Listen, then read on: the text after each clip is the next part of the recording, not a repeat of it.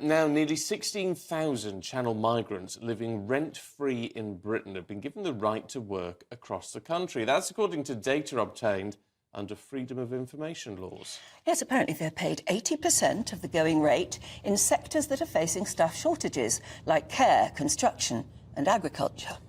They do lose their £49 a week subsistence allowance, and they have to contribute towards accommodation costs. Well, what do you think of that? Let's speak to former Special Advisor to Michael Gove, Charlie Rowley, who joins us now.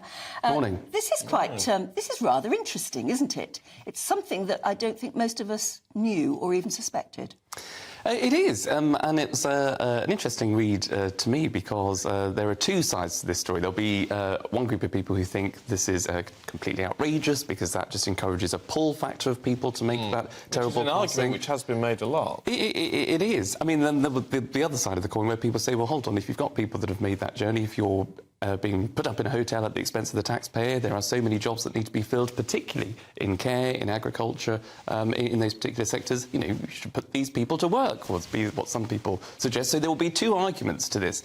I think the detail still needs to come out, but my understanding is that a number of these people that are working, it's about 15,000, 16,000 people, I think, as you rightly said, were part of a backlog of the system who had been waiting over a year for their case to be determined. So they'd entered the country, they'd been held for a year in a hotel accommodation at the expense of the taxpayer. Their case had been not concluded, and therefore a scheme was available for them to work. But now I think, as the government will argue, that it has cleared a lot of that backlog since 2022 into 2023, you'll see less of those people, I would assume, being able to apply for that scheme. What we don't know is details of the money.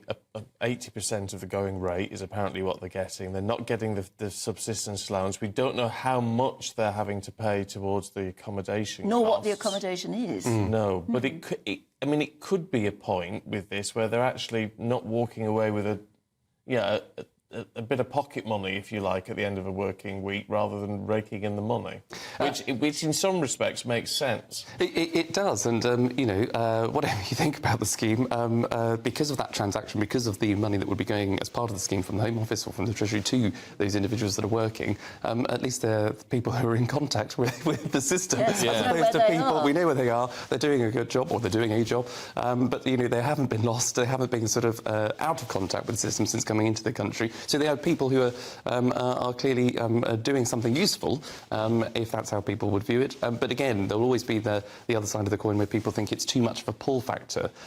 In fact, it would encourage more people to come into the UK illegally rather than apply through other means. But at least those who are doing it are proving the point that they do want to come here and work and contribute.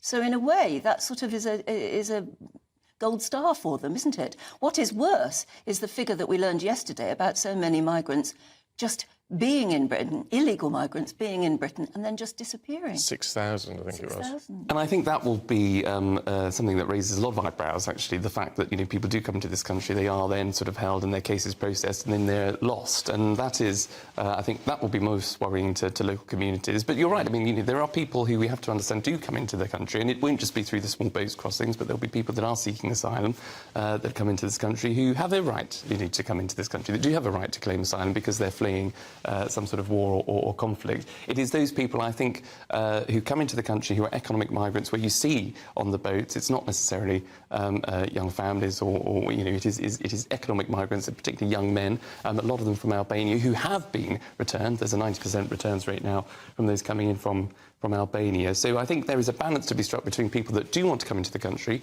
who have a right to come into the country, who want to work, as you rightly said, Anne, and who are doing something that is fulfilling, and in sectors where it is we have an underemployment in this country. We do have an issue in our care sector, we do have an issue in our agricultural sector. So the fact that those people are doing jobs in those particular industries, I think could be a good thing, versus those that try to chance their arm and come in illegally and should be deported once Rwanda gets up and running. I was going to say, I've done it again, haven't I? You have done it again. You're not listening. You're not listening. So you're in peace. Charlie, I know we're going to see you a little bit later on. Sure. So thank you very much indeed.